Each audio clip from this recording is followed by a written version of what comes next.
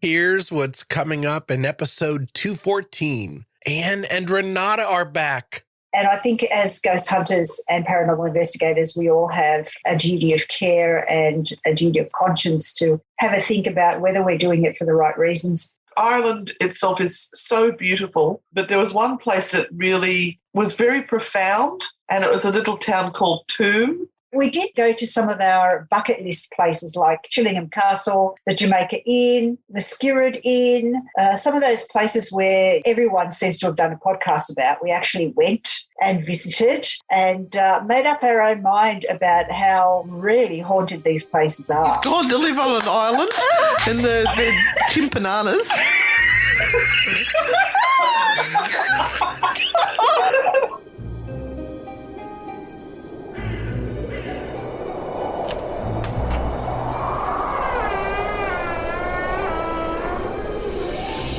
Welcome to the Big Seance Podcast. I'm Patrick Keller of BigSeance.com, and this is a place for an open discussion on all things paranormal, but specifically topics like ghosts and hauntings, paranormal research, spirit communication, psychics and mediums, and life after death. So basically, anything that pops up in my paranormal world. The candles are already lit, so you might as well come on in and join the seance. Y'all, I just had the coolest week. On Wednesday night of last week, I got a really cool text. Quick, can you come be a speaker at Amy Bruni's Strange Escapes event at Belvoir Winery this weekend? Greg and Dana Newkirk had a last-minute family thing and had to cancel. You'll need to get here tomorrow. My answer was, yes. So I packed a car full of stuff and spent 4 or 5 days with Amy Bruni, Adam Berry, Chip Coffey, John Tenney, Aaron Sagers, Greg Lawson, and so many new friends. I led 200 people in groups for paranormal investigations for about 8 hours, got very little sleep, and hopefully gained a few new listeners. So, hi, new listeners, including Amy and Alex, by the way. I told you I'd remember. And I want to thank Amy Bruni and Jesse from Belvoir.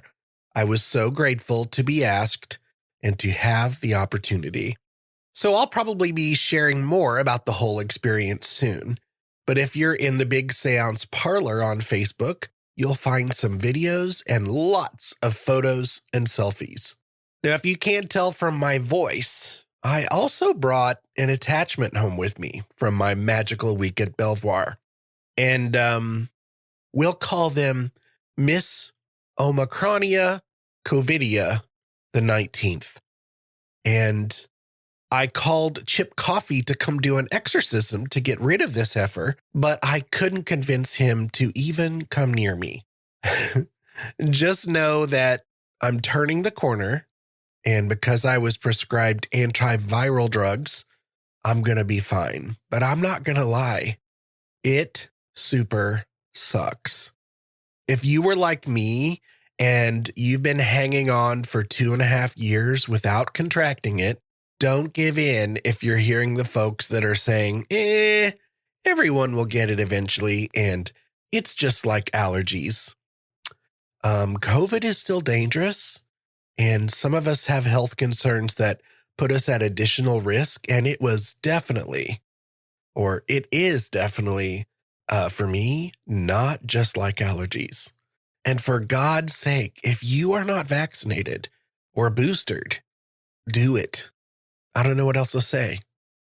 I know that I missed lots of hugs from old friends this last weekend as I had to miss out on the Haunted America conference to speak at Strange Escapes. I'm so sorry I missed everyone, and I hope to get back next year. All right, enough chatter. Let's pour the tea because Anne and Renata are back, and my voice is going to sound much more normal. I'll see you on the other end.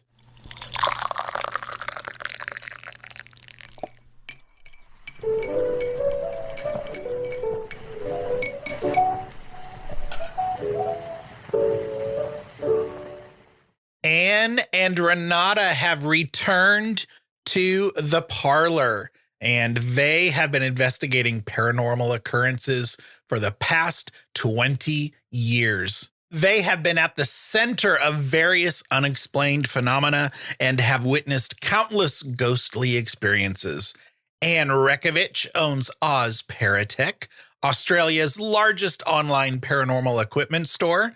Renata Daniel is a psychic medium and the owner of the multi-award-winning Newcastle Ghost Tours. Together, they've been traveling the world, and they hope to bring less fear and more knowledge to those interested in the paranormal field, as many popular TV shows have created an unrealistic view of what the paranormal actually is. Together, they host the popular podcast True Hauntings, which I love. I have been a little behind, but I just binged and listened to a whole bunch of episodes. And I messaged them and said, you bring me such joy and I want to have you back on. It was definitely time. It's been a couple of years, but they were previously here on the Big Seance for episodes 122 and 163. They are visiting us in the Parlor frequently, and anytime I've done different lives, they've been around, but this is their third appearance on the show. So welcome, Anne and Renata. Hello. Oh, God, we're so happy to be back. Hello, Patrick. It's high time that you all are back. You know, the summer is when I always seem to connect with you all because I'm staying up late and catching more of your content because I'm kind of drift into Australian time a little bit on the summers. So I don't know. It's kind of, am I kind of an honorary Australian? Of course you are. Absolutely. You can be my cousin. Yeah. On a different island. We're so happy you come and visit so that we can show you around. Oh my gosh. You know what? I'm going to get there one of these days, although I'm going to, wear a hazmat suit to keep away from all the spiders. I don't want any of them touching me. That's all right. I'll just climb inside your hazmat suit while you're sleeping. Great. That'll be neat. I mean, you really do have to knock your shoes in the morning to make sure there are no spiders in them. It's a real thing. And then I heard you in one of your episodes, you were talking about how you weren't going to go somewhere because of the big spiders that were on that island. And it was like, well, if you are not afraid of the Australian spiders, then oh my gosh. I think that was Tasmania, wasn't it? That was Tasmania. Yeah, we got into our accommodation, which was a convict historical site called Brickenden, and there was giant huntsman spiders in there, and they're as big as your hand. And Renata and our friend Sue had gone upstairs to check out the bedroom, and that sounded really wrong, but you know what I mean. They were having a look at the bedroom, and they suddenly turned around and saw these giant huntsmans on the wall behind them, right near the stairs, which meant they couldn't go back down the stairs. And Renata was screaming, I can't stay here. I can't stay here. So then I had to go and rescue them. And I'm terrified of spiders too. So I was the bravest of the three of us, and I went and rescued them and pushed the spiders outside because I didn't want to kill them. I'm not into that sort of thing. So we got them out the window eventually, but there's some videos on YouTube if anyone wants to watch it. It's hilarious. Well, I'm sure watching the video was worth it, but nope, not into that. But we do have a lot to talk about because you have been so many places. The last time we talked to you, we thought the world was ending. It was really just at the beginning of COVID. It was odd to be talking, as we're locked in the house and all of that. So we were still adjusting to all of that. But you had a trip to the U.S. canceled. Yes. Two trips. And since then, you've been to like everywhere in the world. And you just came off of a huge Ireland trip and all kinds of places. So there are so many things. But before we get into it, because I cannot forget to do this, I decided I wanted to search for one of the clips that almost made me pee a little bit. Oh, no. And so this is a clip from True Hauntings, Anne and Renata's podcast. And I don't know if you all ever listen back to your podcast, but this will be a real treat. And I know they're going to laugh. So then that'll be really fun to try to figure out which laugh is live and which laugh is really on the episode. That'll be fun. But I really mean it. When I listen to their episodes, there is one moment of every episode where Anne gets Renata wheezing. And that is a special moment every time. So here's one of my favorites. This one is from episode 71, Island of the Dead Dolls. Do you know? You probably know where I'm going with this. Okay. And here we go. All right. Okay. So he was a native of this Xochimilco, which is a borough in Mexico City. We're going for a Xochimilco now, are we? Milk. Oh, Xochimilco, please. Xochimilco. Oh, that's the one. Oh, my God. Just say Xochimilco from now on. We've got it. We've nailed it. Oh, thank God I can finally pull her up on a pronunciation. Oh, my God. There goes the ways. Yes. Anyway, we're back in Xochimilco. Yep. And he's gone to live on an island in the chimpananas.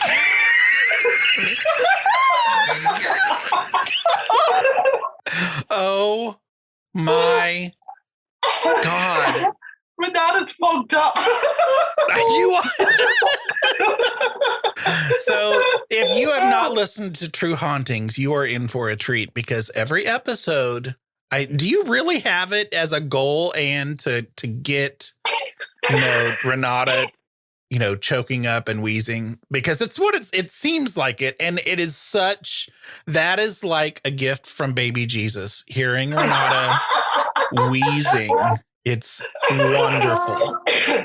Oh, the worst thing is when I'm driving, because I do listen to the episodes.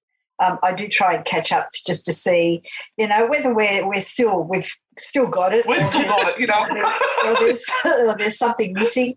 But the worst thing is when I'm driving and it hits that moment where I start to laugh because something that's been said is hilarious in the most inappropriate moment, and I've got to pull off the road because I'm going to have an accident. Well, that's the worst of it. Oh, dear. And we never deliberately set out to crack jokes. It just happens every time. It seems to happen. And I'm just naughty. So if I hear her say something that I can have a little laugh at, I'll grab it and run with it. So, it's never a plan, but it just seems to keep happening. Yeah. And our mispronunciations are shocking. We don't even try anymore to say it the correct way. We do look it up and we try to learn how to say it, but it never happens. No. I have to tell you that when you all first started this podcast, you all had someone doing way more tighter editing. And I am so glad that you're not doing that much editing anymore, because that is when the fun stuff comes in, when you guys are just, left to go off on your own. This whole podcast came about because we got approached to get management. Somebody wanted to manage us and put us on tours and TV shows and God knows what. So that's how the True Hauntings podcast came out. And they just said to us, make a podcast. We've gone, we don't know how. And I have to say, Patrick, you are a huge inspiration for us kicking off and doing what we were doing, because you do allow your humour to come through, and that gave us permission to let our humour come through and not have a stick up our butts. So thank you for that, and thank you to your podcast. But, we ended up with COVID and everything. Their business suffered dramatically, which meant they didn't have time for us anymore. And the podcasts weren't coming out on time. And you know how critical it is. And with your listeners, that they want their fix every week or whenever it is. So in the end, we said we didn't want to roll over our contracts with them, and we cut them loose. And we have the gorgeous Bonnie now, who is doing that for us, and we are ever so grateful to her. And we just want it to be neat and tidy and a good sound quality. And it does. It sounds great. It's fabulous. Well, thank you. Thank you, Bonnie. And then you also started doing some cool YouTube videos too that are really snazzy and professionally. I don't even know how to describe it. Talk to us about your YouTube videos you've been doing. Okay, so which ones are you referring to? Because some of those were done by our management company, and they are the really schmick, good-looking ones. And then there's the rather bodgy, dodgy ones, which we've done. I mean, there's Ghost Hunters React, which is... I think that's what I'm thinking of. Yes, you have several of those. Yeah. That was done by our management team, and that was brilliant. We loved it. It got great views on it, and we don't know how to do it. It's beyond our capability. All I can do is cut. It's a whole different game. The whole video editing is a different game. Yeah, and they really did do beautiful work. Yeah. And we've now got Stephen. Hi, Stephen, who is putting it together, but he's not a video editor, so he's learning as he goes as well. So we've got Anne and Renata's Misadventures happening, which is our road trips around various places, which Steve edits it up and puts it into a little clip for us, and we're popping that up onto YouTube. Of course, we're not getting the thousands of hits, but we're getting 100 or 200. We'll get there. One of the places you went to was Ireland, and in like March or April, right? We were away for the whole of April. We actually spent a lot of time in England. We did our naughty and nice road trip. Oh, that's right. That's right. Yes, and then we finished up in Ireland. Yes, we finished up in Ireland, and we met a friend of ours, Danielle, who is actually in Australia at the moment. She's visiting family, and we had an absolutely glorious time in Ireland. Ireland is just so beautiful. You were somewhere, the hills off in the distance. You all were both walking, and you ended up getting to a graveyard that was next to an old church, right? And I just remember sitting there that day going, oh my gosh, why have I not been to Ireland? It was so beautiful. And that's where I learned the difference between a graveyard and a cemetery. Yes. Renata taught me that. Yeah. Mm-hmm. Was it Christy that taught us that? Christy taught us that. Yeah.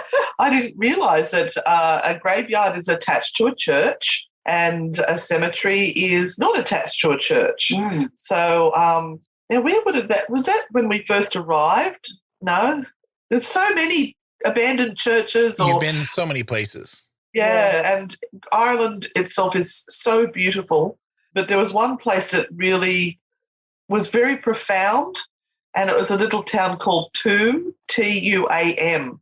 Have you heard about the Tuam babies, the missing children? Mm-mm.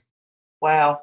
How deep and dark do you want to go? Because this is like a trigger warning for some people. Well, trigger it, and if I need to do an extra trigger, I can.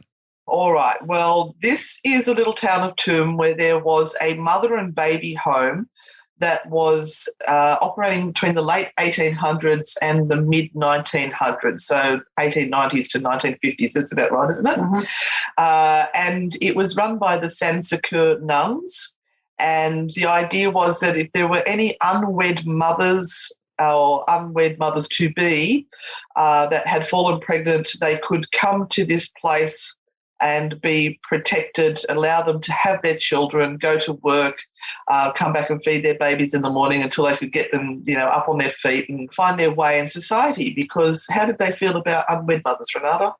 Oh, well, they were a blight on society. They were tainted because you weren't supposed to be pregnant outside of marriage. And the children themselves were considered to be the spawn of Satan. So this particular home took on many hundreds of mothers and babies, and there was a lady that sort of realised at some stage or other that there was around 800 children who had died in the home, but there was no record of where their bodies had gone. So, and this is only sort of like in the last decade. So she started researching. She had all these death certificates, but nowhere where they'd been laid to rest. So she couldn't find them. It's sort of been cut to another part of the story. And how did they find them? There was a few kids that were living now in an area where that home used to be. So it had been knocked down? The home had been knocked down. There was some public housing, government housing and play areas. And actually when originally the spot was discovered, there was still an outer building that was derelict that the kids used to play in. And they actually sort of punched a hole in the ground at one stage, as kids do, trying to work out what was there and, how far they to the basement. They could go and get into trouble. And when they peered in, they found bones there. And they went back and reported it to their parents, and the police came in and had a little look, and they thought, well, we better try and work out what these bones are. And they realised that they were bones that were human. And so they brought people in to have a look. And what was discovered, it was an old sanitation pit. Sewerage pit. And they had like concrete sections of it. And in each concrete section, it was stacked with bones and old clothing and just old stuff. And then it would be sealed over. And then there was another pit next to that and another pit next to that.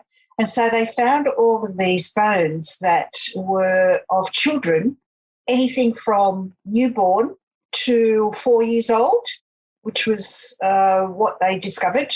And so they tried to work out why all this was there, and that's when it went back to the whole mother and baby orphanage. The mother and baby home. But what would happen with these mothers and babies is that the mothers, after they'd given birth to the baby, would go out, they'd feed their baby in the morning because they're allowed to feed them in the morning and feed them at night, and they would come back in the afternoon and the nuns would announce, your baby died while you're out, you can leave the home now. And the mothers are going, but they were healthy this morning, what's happened?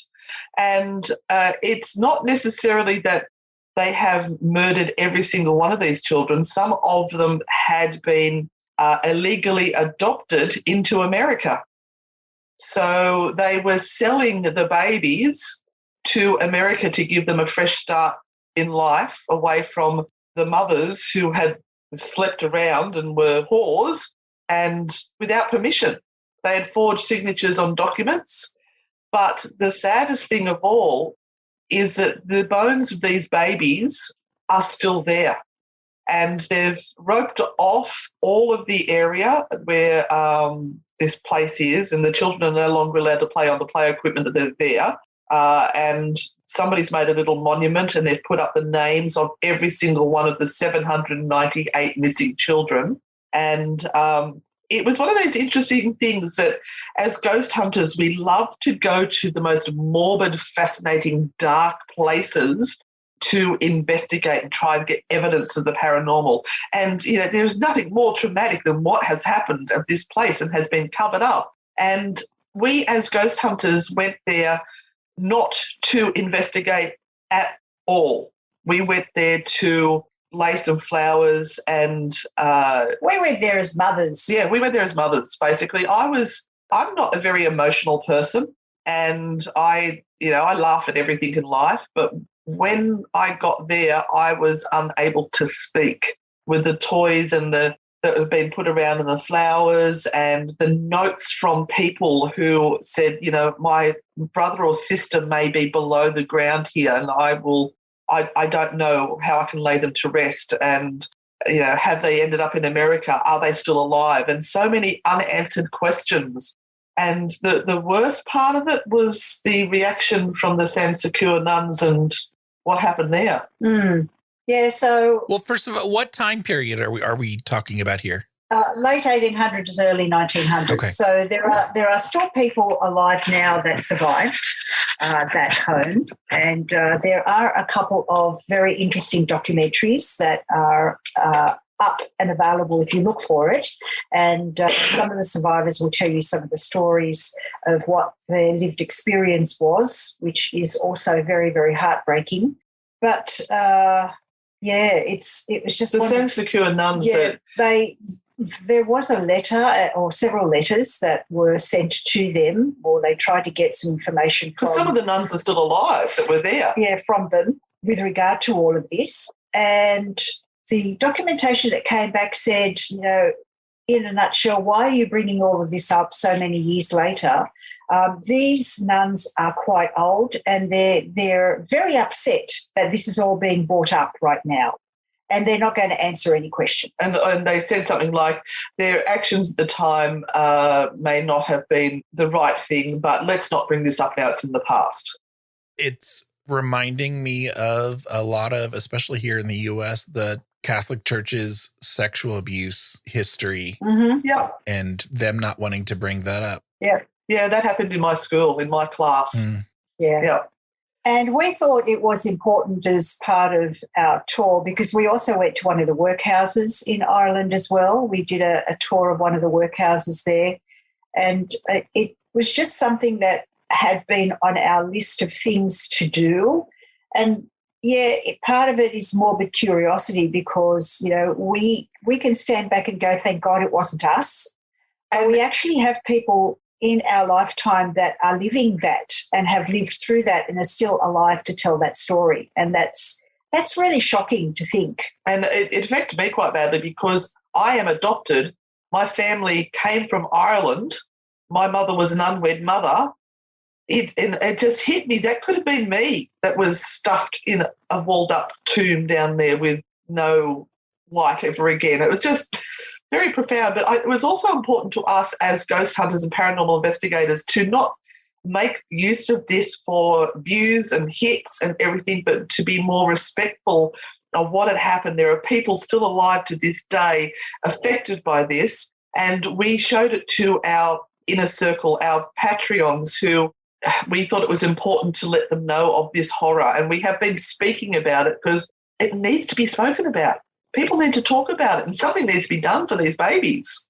To me, it would be like, I guess I think about like when we go to the 9/11 museum and sites, in New York, like you can't help but feel awkward and feel weird for being there. But then you realize you're there to like honor, the victims and pay tribute to them and just the thoughts you give them. That's how I see it. And in the paranormal, you're talking about, morbid stuff, but you can't help, sometimes your passions and your heart are going to collide on things like this. Mm-hmm. I totally get it. I totally understand it.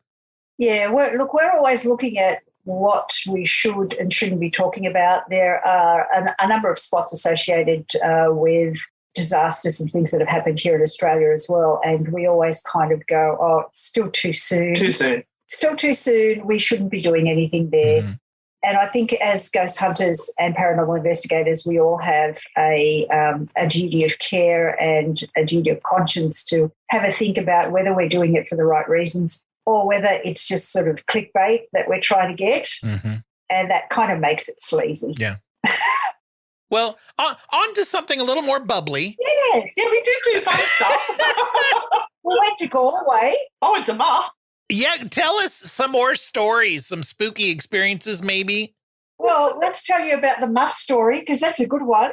Well, we started with our naughty road trip in the little town of Shitterton. Yes. But we ended up in Ireland because we wanted to go to Twat, the little town of Twat in the Orkney Islands, to finish it off. Of course. Renata doesn't do watery passages, no, so there was no, we had to catch a ferry across there. So she found a better spot, didn't you? Yeah, I found Muff. And Muff is right at the top of Ireland. And it's one of those places where you've got to have a really good reason to go to Muff. That's all I can say. And we made the trip, and it was about 2 hours in the car. It was a long bloody way to get to this outpost. And we finally got there, and we're driving into the township, and there's your sign on the left-hand side of the road, welcome to Muff. Yay! We get out of the car and we take a photograph, and lo and behold, straight behind it is the best ice cream parlour in the world. Oh, my Lord, it was so good. Yeah, Muff ice cream. Oh, it was awesome as. So, I discovered the flavour Biscoff. Oh, so good. Yeah, we had some ice cream and everything, and then we thought, well. Then we headed into Muff. We've got to try and find what we've actually come here for, which is the Muff Liquor Company. Yes. And lo and behold, there is no Muff Liquor Company in Muff. Yeah, Okay, this is, of course, the whole gag is we were told by this lovely Airbnb host that there was a company there where you could get a T-shirt which had "I've been to Muff Liquor" or "Muff Liquor" or something like that on it. But I did buy my son some potato vodka from the Muff Liquor store, which was just in the local supermarket. Yeah. But we did get our "I Love Muff" T-shirts, County Donegal, and you can't see the County Donegal. No, it's so tiny. little. You can see "I Love Muff." I forgot I had it on the other day. I went down to our local supermarket and was getting weird looks from people because it's very large, the "I Love Muff." And then the one other thing that I wanted to do is get my husband and son signed up to the scuba diving club at Muff, because that was the Muff Diving Club, which they would have loved to have been part of. Yes. You can actually get a license. Wow. And you are then a qualified muff diver. Yeah. Does muff have the same connotations in America as it does here in Australia? I think probably it does, yeah. Okay, yeah. We have many names for it. Map of Tassie. I know you have a real trigger for Fanny. We've talked about that in the past. Yeah, Fanny, yep. Yeah. Anytime the name Fanny pops up, that always gets a good wheeze from Renata. Yes. Yeah. We did go to Fanny Lane while we were over in England. We tried to find as many interesting places as we could. Unfortunately, some of the places were, like, we had to make a decision about whether we stay to our itinerary or whether we take like 3 hours to go and find a spot just to take a photograph and then get back on the road. Yeah. Because some There's of these great places, ones like Licky End. Yeah. Then what was Minge Lane? Minge Lane. We did go to Minions. There is a little village called Minions in England, which was quite interesting because we actually stopped. It was one of those crazy days where all the weather that you can get in England happened all at once in the same hour. And so when we arrived in Minions, there is a area of standing stones called the Hurlers.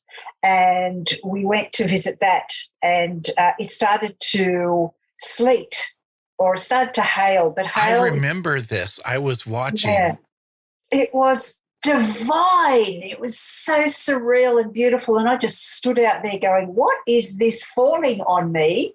Because it was like mini... it was like hard snowflakes. Is the best way I can describe. It was beautiful. But in Australia, hail, you've got to run into cover because sometimes it'll come down the size of baseballs. Yeah. Same here. Yeah, very different. Somebody said it was sleet, but other people said it was hail, so we were very confused. I would have called it sleet because I was watching. I was like, yeah, that's sleet. Yeah. And we're not au fait in this sort of conversation, being in a coastal town. Yeah, not experienced that before, so I just wanted to stand out there and experience it. So meanwhall, I'm running around trying to save all the cameras that we had set up, and she's there and going, this is lovely. I go, get the cameras. So nice. Look at this. So that was beautiful. So we had this dilemma of trying to fit everything in, and when I look at our itinerary now, I'm kind of a bit shocked. Itinerary. I'm kind of shocked that we actually fitted everything in, but we did go to some of our bucket list places like Chillingham Castle, the Jamaica Inn, the Skirrid Inn, some of those places where everyone seems to have done a podcast about. We actually went and visited and made up our own mind about how really haunted these places are. Mm-hmm. Mm-hmm. I'll be right back with more from Anne and Renata. You're listening to the Big Seance Podcast with Patrick Keller. Be sure to check out bigseance.com for more discussion. This episode of the Big Seance Podcast is brought to you by Jim Harold's Campfire. And if you like stories of the strange, the weird, and the unexplained, well, then you need to check it out. Jim has been podcasting since the early days of podcasting. In fact, I think he's the OG paranormal podcaster. If you haven't listened yet, the concept is pretty simple. Jim talks to regular peeps about the strange stuff that happens to them for 90 minutes every week. ghosts, UFOs, cryptids, and head scratchers. He doesn't exaggerate or play a lot of spooky music. The stories just speak for themselves. Here's a sneak peek from a recent episode that I think Big Seance listeners would appreciate. So I was 13 years old. It was probably 1999. And it was early morning. A friend of mine had slept over the night before, and I was running myself a bath. I hate telling the story because I hate having to tell that part of the story. But when I was 13, I preferred baths to showers. So I was running myself a bath, and David, who was my friend who slept over, was in my bedroom searching through my closet at all the board games I had. I had a lot of board games, and he found a Ouija board. And he was like, dude, we have to try this. I've never done this before. I've always wanted to. And we were big horror movie fans. We used to go to horror movie conventions. I mean, this was right up both of our alleys. And I had played with the Ouija board before, but never had anything memorable happen. Mm-hmm. But I knew that you have to do this in a dark room. You have to do this with candles lit, and you have to do it with intention. And I grew up in a town called Fort Lee, New Jersey. It's right across the George Washington Bridge from Upper Manhattan. Sure. And I lived in a tall high-rise on the 29th floor with floor-to-ceiling windows. There was not a dark place to do it in the apartment except for the bathroom, because the bathroom was sort of in the center of the building and had no windows. So we went into the bathroom. I turned off the running water of the bath, but I left it full because I still wanted to take that bath. And we put the Ouija board on the toilet seat. We lit a bunch of candles and put Kurt Cobain stuff around the room and John Lennon stuff, Bob Marley, trying to contact our dead idols. And so we just started asking questions. So we're sitting on the floor. The toilet is in front of me with the Ouija board on it. To my left is the bathtub. To my right is David. And we just started asking questions. You'll have to tune in to Jim Harold's Campfire to hear the rest. But regardless of the stories on Jim Harold's Campfire are true and fascinating, as told by ordinary people who've had extraordinary experiences. Jim supports us, so let's all tune in to Jim Harold's Campfire on Apple Podcasts, Spotify, or wherever you listen to The Big Seance. Thanks for joining us for the Big Seance Podcast. We'd better get back to the table while there's still some candlelight left. I just want you to know, like, with you all traveling with each other and giggling and laughing and carrying on for months at a time, you have to have such a special relationship to not stab each other's faces off. Like, how do you do it? I mean, it has to be a blast. I'm sure you get on each other's nerves sometimes, but it has to be an absolute blast. How do you sleep? How do you even say, okay, we're going to pause, we're going to turn it off, and we're just going to not talk and we're going to sleep? I can't imagine you all sitting in a room and not talking or giggling or laughing. Yeah. Oh, no. What happens behind the scenes? That's why I want to get these GoPros set up in the car. The car trips are the funniest because we just talk absolute shite. But we don't really piss each other off. I think we've learned from all the terrible friendships and collaborations that we've had over the years what not to do anymore. We read each other really well, so we can sort of tell when the other one's needs quiet time, and we're quite happy just to sit and play on our phone and let them have a quiet moment. And like sometimes one of us will go out for a walk and let the other one have a rest back in the room, or, you know, vice versa. And we made the pact that when we started hanging out together, that we would always speak our truth and never hold on to something that was irking us about the other. And we've stuck with that, and I think it served us well. And your first appearance on this show, I feel like, was right at like 2018. Wasn't that when you all really started to combine your efforts to do like events and tours and things? I think you were the very first international interview we'd ever had. Yeah. Well, I am honored to have, I can be a part of the greatness of what is now Anne and Renata. People who are now going to be known by just their first names, Anne and Renata. You know, like we're one of those. Oprah. It's just the first name. That's right. That's right. When people stop you in the supermarket and go, "Oh my God, you're famous," and I'm going, "Who are they talking to?" And you kind of look around. And go, there must be somebody else here who's famous. Yeah, I've walked out into the local shopping centre. I've heard, "Oh my God, it's Anne and Renata," and it's just me. It's probably because they don't know which is which. Yeah, probably. Are you Anne or Renata? Yeah, I'll never forget going to a conference. And of course, that's when it's going to happen for me if you go to like a paranormal conference or something. But coming down the hotel in the elevator, I had just checked in and there were 2 or 3 people in the elevator and they asked me what floor. And all I did was say the number of the floor. You've got a very distinctive voice. And somebody went, Patrick Keller? I looked at him like, yes. Yes. Oh, God. It's the red glasses. That was the first time someone recognized my voice. And it wasn't the face. They had no clue what I looked like. It was the voice.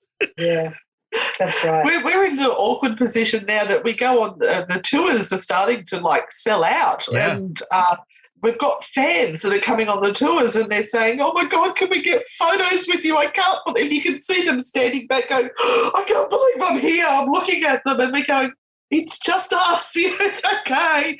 We don't quite relate to it, but we're very appreciative. Oh my God, such an honour.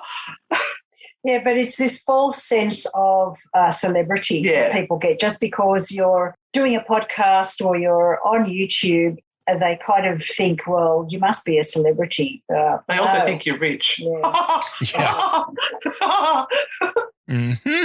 I've gotten that too, and I'm like, that's funny.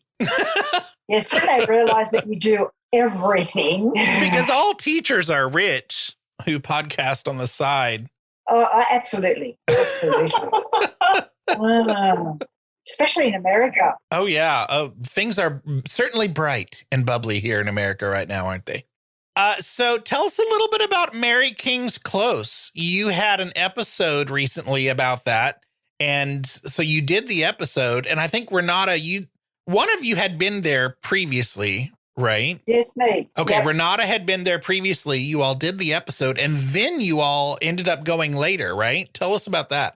Yeah. So we did a pre-record for about 4 or 5 episodes while we were going to be away. So it's actually 7 or 8, but that's okay. As we were away, those episodes were airing in Australia, and we were actually in England or Ireland at the time. And so we put Mary King's Close on the bucket list of things to do because Anne hadn't done it before. And I said to her, it's really worth going. You'll really, really enjoy it. And Mary King's Close sits under the Royal Mile in Edinburgh. So if anybody has been to Edinburgh, there is an area that is just a straight road, and it starts at Holyrood Castle and ends up at Edinburgh Castle. And it's just this straight road that goes all the way up and down. There are shops and buildings on either side. But under that is the old Edinburgh city itself. And you really can't see how big Edinburgh was unless you go up in an aeroplane and the aeroplane goes across it, which I kind of had the privilege of actually seeing when we were leaving. And I could actually see how big Edinburgh was because they always kept on saying it's a walled city and it's tiny. It is really, really small. And everyone lived within those walls. No one lived outside of it. And you don't appreciate how small it is until you can see it from above. And it's tiny. The problem was that when plagues came through, it annihilated everyone. Mm-hmm. Absolutely annihilated everyone. And Edinburgh was one of those interesting places where, because of the size and capacity of the city, they built up instead of out because they needed to be within the city walls. And so you had these buildings and these structures that were rickety and they leaned upon each other because you just built another building on top and then another building on top and another building on top. So some of them were 10 stories high, 11 stories high. And when they decided to build the Royal Mile, they cut the tops off some of these buildings, therefore leaving underground a portion of them, and they just built over the top. This is where the poorest of the poor lived. So this ends up being like underground now, right? Underground now, yes. Yeah, that's crazy. And you had people who actually lived in those buildings, who stayed in those buildings, but you also had people who went in under there because it was cheaper or they had nowhere else to live. Of course, there was no outside lighting. There was no sewerage. They actually kept their animals down in there as well.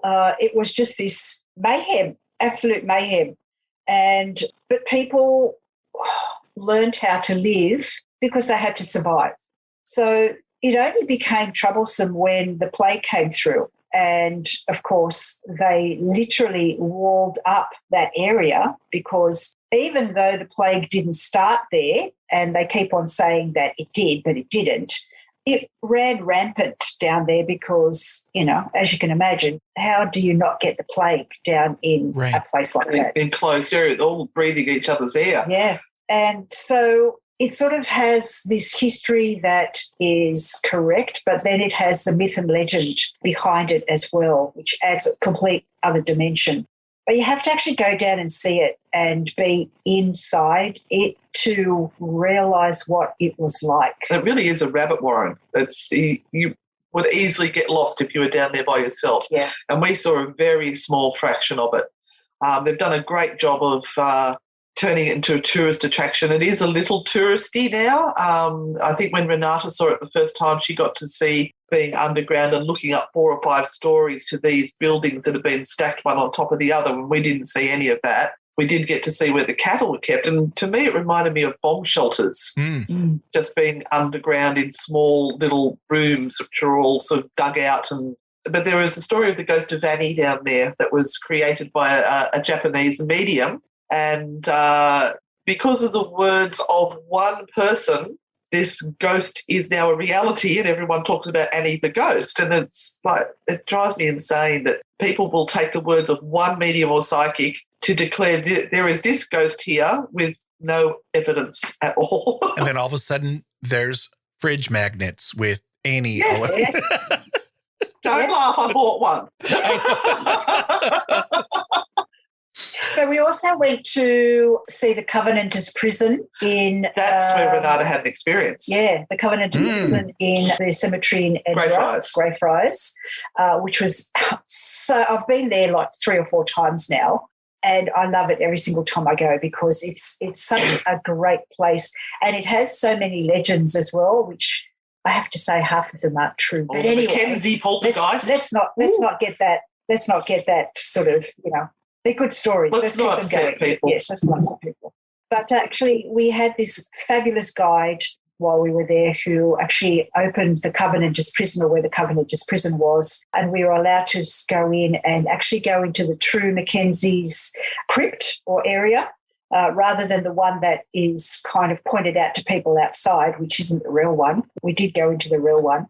And that's where I actually had an experience there. I smelt a smell that was just... It wasn't me. I swear. Really, really weird. She was telling the story about it and everything, and I was trying to concentrate on the site, and I smelt this weird smell. And as we were leaving, I just went up to the guide and I said, has anyone said this before in there? And she said, actually, they have. And it was just this weird smell that I can't remember now what it was. You said it was like very earthy and almost like elemental earthy. Mm-hmm. Yeah. But she said, yes, that people have, and it seems to be something that is associated with that particular crypt. But, yeah, we didn't get to Mackenzie at all. We didn't he didn't pull anyone's hair or scratch anyone. I was so ready to get the hair pulled or tripped over or possessed or something. Yeah, I was looking forward to it. He must have been down at the pub that day. I don't know. I want my money back. No one came up to you and said, poof. No. Your words, not mine, Patrick. That's one we don't ever use as far as that slang. So there's no worries about that. We don't either. We do. It's an Australian thing. They do that. I'd like to know where it comes from, but anyway. Right. You all also did an episode right after I came back, I think? I came back from Waverly Hills Sanatorium, and you yes. all of a sudden released that episode, and I was like, wow, that was meant to be. I know. Yeah.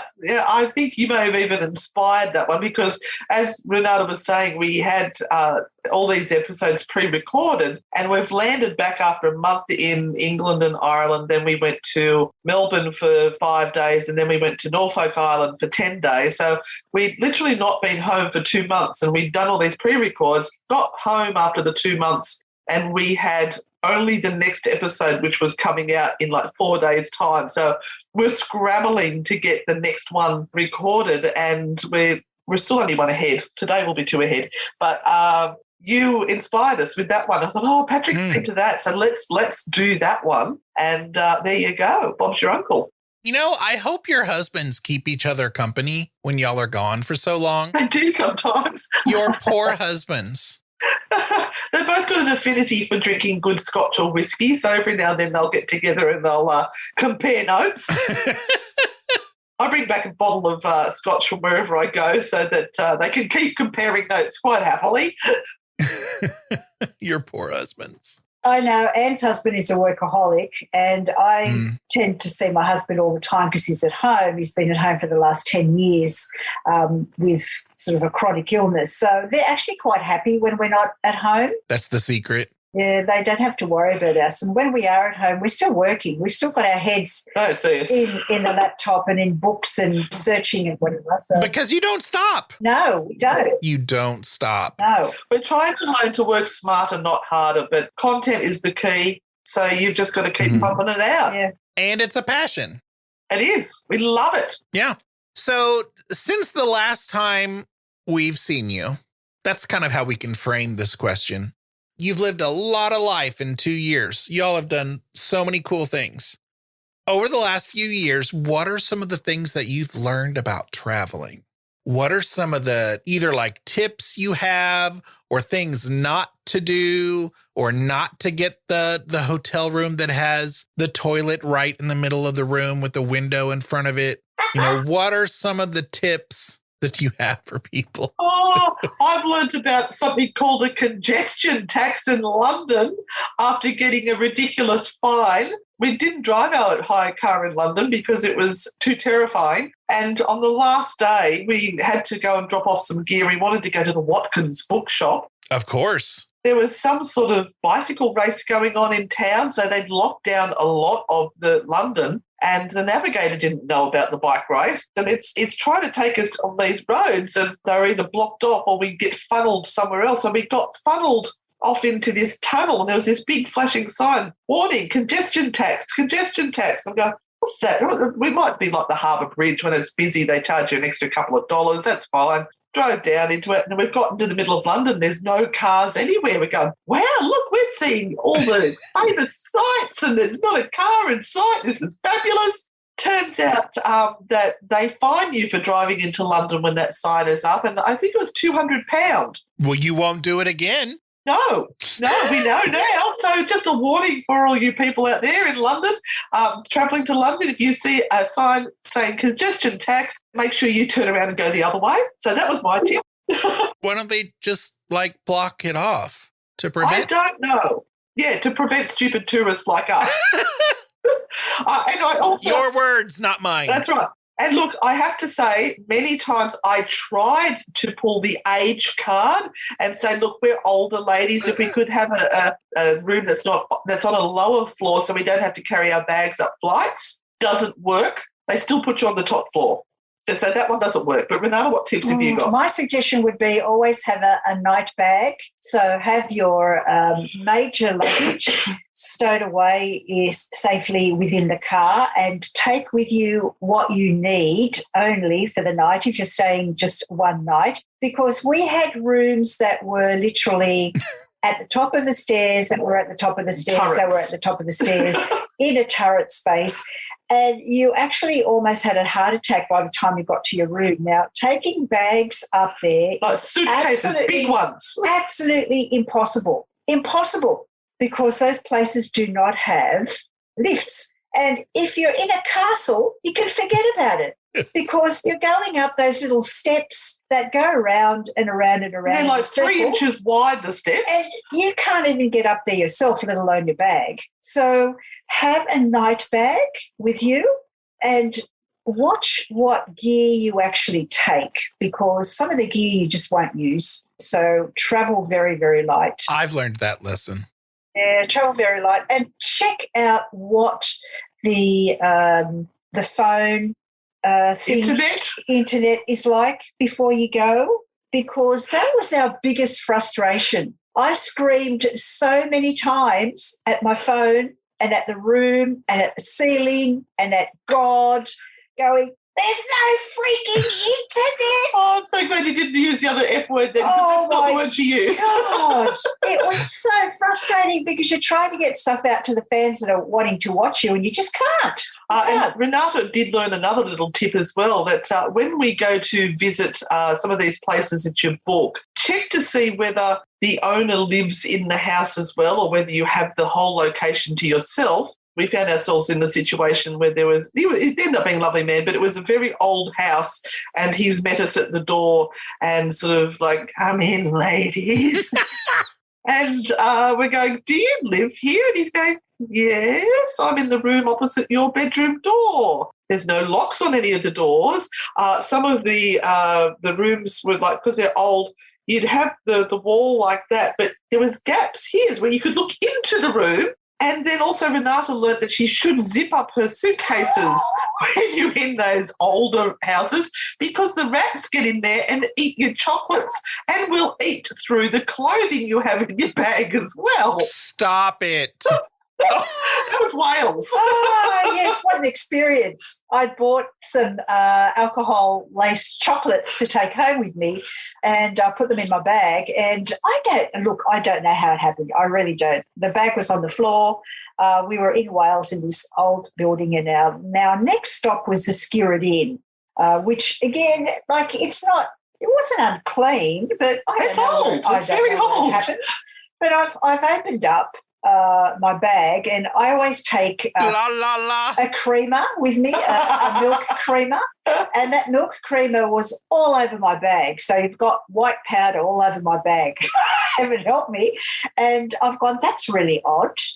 I closed that up, and then I'm digging through my bag and I look, and the chocolates, which were in a plastic container, the plastic container had been eaten through and the chocolates had been eaten through, and I've gone, what the hell? What's happened here? And I said to Anne, look at this. This, like, it must have been some animal or something that's gotten in here and eaten it. But the worst thing was that when we were getting dressed to go outside, because it was so cold, we had these tops made for us, these hoodies made for us. And I've put the hoodie on, and there's a big hole in the sleeve where whatever it was tried to have a bite of that as well. I'd say the liqueur from the chocolate had soaked through onto the clothing, so they've ate the clothing as well. But that's not the worst part. The worst part was that we got the jumpers muddled, and it was my jumper that was in her suitcase. So it ate through my jumper. Well, that made it a little more fair. You know, it wasn't just Renata's stuff. Yeah. So it's all about expect the unexpected. That's what I would say. Just be prepared for as much as you can, but don't think you're going to get away scot-free when you go overseas, because something is bound to happen. So just try and prepare for the best that you can. And learn to laugh. Learn to laugh a lot. And regarding being on the top floors of everything, aren't the top floors always more haunted anyway? You know, No. We wish. Not the answer I thought I was going to get, but okay. Honesty, there you go. No, the most haunted experience I think we had was actually in New Forest, and it wasn't a haunted location. No, that's true. The ghost of like a pizza delivery person, or like what? I got woken up in the middle of the night because I really needed to go to the toilet. But as you do in the middle of the night, you kind of think seriously about whether it's worth getting up from bed or not, because, you know, that's what happens. Because there could be rats around eating your clothes, you know. Like, do I really need to go? I really need to go. It's nice and warm in my bed and I really don't want to go. But then as I'm looking into our small space, I see this light, this really bright light in the corner of the room, and it is almost floor to ceiling, and it sort of spreads out a little bit, and the light is fully self-contained within it. There's no shadow or anything, and I see it glide out through the wall. And, of course, I go, oh, that's interesting. Am I asleep or not? No, I'm seeing everything. It's fine. I'm awake, totally awake. And then a few seconds later, maybe 2 or 3 seconds, another light appears, but it's a lighter, a greyish colour, so it's dimmer, fairly much the same shape, and that glides out straight after it. And I've gone, well, I saw that, so I must have seen the first thing. I said, that's really weird.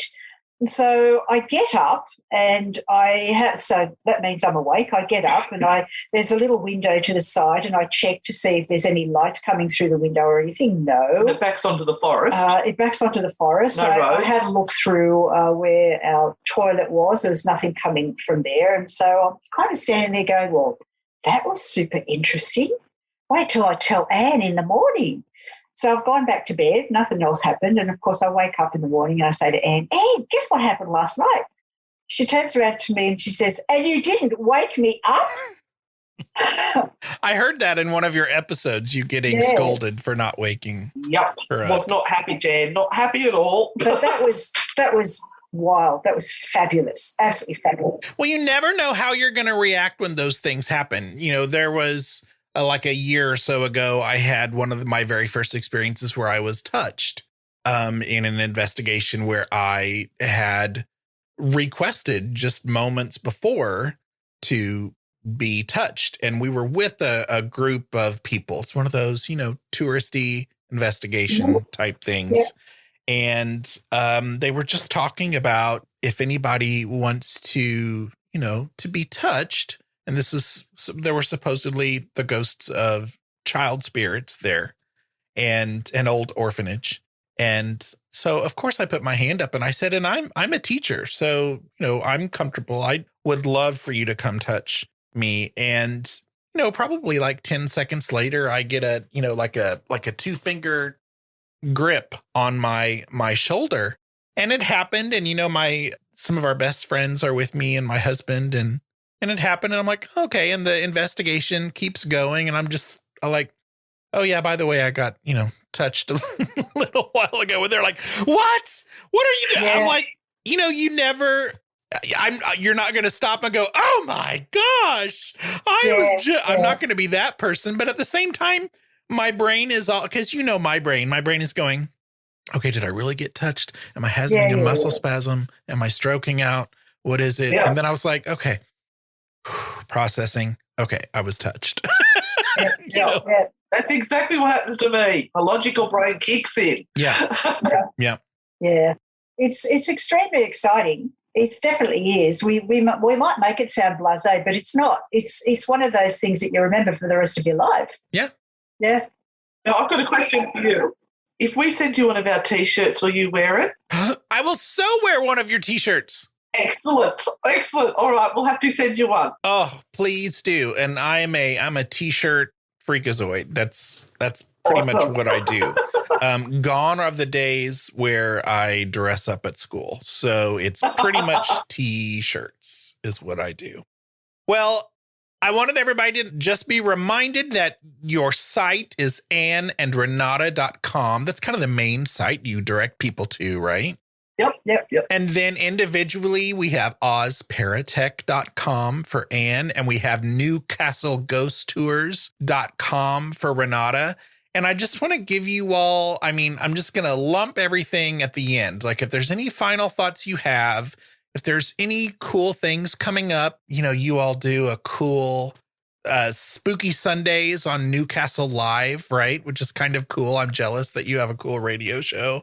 And just, tell us where people can find you, what's going on, and if you have any final thoughts. So, not too many things, just like 11 things to talk about at the end. Okay. Well, we do. Spooky Sundays is now a podcast as well. So you can find that on the Spotify, iTunes. Just search for Spooky Sundays, Anne and Renata, and you'll find us there. We would love people to come across to our YouTube channel. We are almost at 5,000 subscribers, which is big for us. and we would love to crack that and go to 10,000 within the year, as you do. But we do have a big surprise coming up at the end of next year. Yes, absolutely. We are hoping to do an overseas trip where people can meet us and enjoy time in America somewhere. Are you going to New Orleans? My babe. Oh, I think I might have accidentally seen that on social media. Yeah, we are. We're going to be taking, it's our frightfully good haunted holidays. We will be taking a group over we're looking at November next year, but we will be hopefully in America in early June as well in West Virginia to speak at the Women's Paranormal Conference. After 3 years of trying to get there, Very cool. We will finally be there. But we're also after any other opportunities as well. So we'd love to come over there and speak. If anyone would like us to, we can get ourselves across there. If you can look after us once we get there, it would be great. You certainly wouldn't be bored, folks. If you want Anne and Renata to come speak, you would be entertained. One of you said the last time you were on my show, you said, if you book us, you kind of automatically just get a comedy duo as well. We don't mean to be, but it just happens. It's just who we are. That's your signature now. I love it. It is your signature. Yeah. Let's just say that. That's who we are. Yeah. Well, you two rock. I love you, and I really do mean it when I listen to your voices and wait for the moment that, you both start breaking up and giggling. It is joy is what it is. And you all are doing an amazing job with your podcast. I know it takes a lot of work and effort and research and on top of everything else that you all do, but you all are just on fire. I love it. Oh, thank you, Patrick. So much. It means so much to hear that from you because, like Anne said to begin with, you were one of our inspirations. So we kneel at the foot of the God. But I love you all. Mwah, mwah, mwah. Thank you, Patrick. Thank you.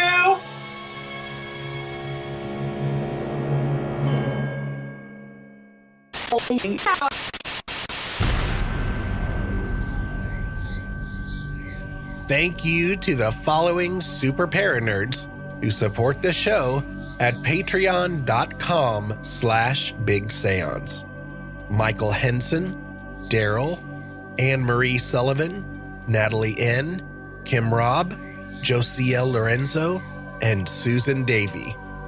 My supporters at the Parlor guest level, who can be found at bigseance.com/Parlor guests, are Allie of Hocus Pocus Collector, Miranda from SpookyLittleHalloween.com, Chelsea from Cheers with Chelsea, Linda from ShimmeringMoons.com, Anne Rzechowicz from OzParatech.com, Janae Michaels from Grey House Tarot and Farm Artifacts, Mitchell Coombs from MitchellCoombs.com, Dina DeCastro of Dina DeCastro Astrology, Lana and John of Carbon Lilies, Danielle Hembury, Alicia Ferguson, Morgan O'Hearn, Sarita Cockerham, Christine Rath Selhe, Mindy Kentop, Hope Battaglia, Casson Bailey, Melissa Armour, Diane Rax, Bruce Williams, Christopher Kohler, Jim Budd, David Rubenstein,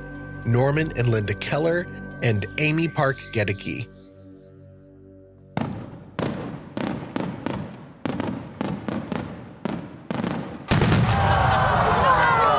That sound you just heard was the Above and Beyond There's Not Even a Category for Your Level of Support fireworks display.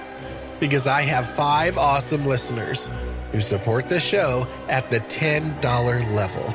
Peggy Hagan, Glenna Becker, Steve Skinner, Kevin Gilbert, and James Wilfong. So thank you, Peggy, Glenna, Steve, Kevin, and James. And thank you, Paranerds.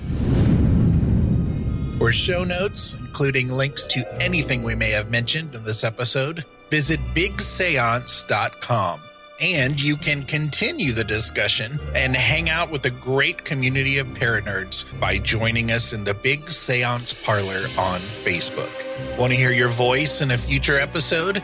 Go to bigseance.com/feedback to learn how. Thank you so much for listening. Unfortunately, it's time to blow the candles out, but we'll see you and light them again next time.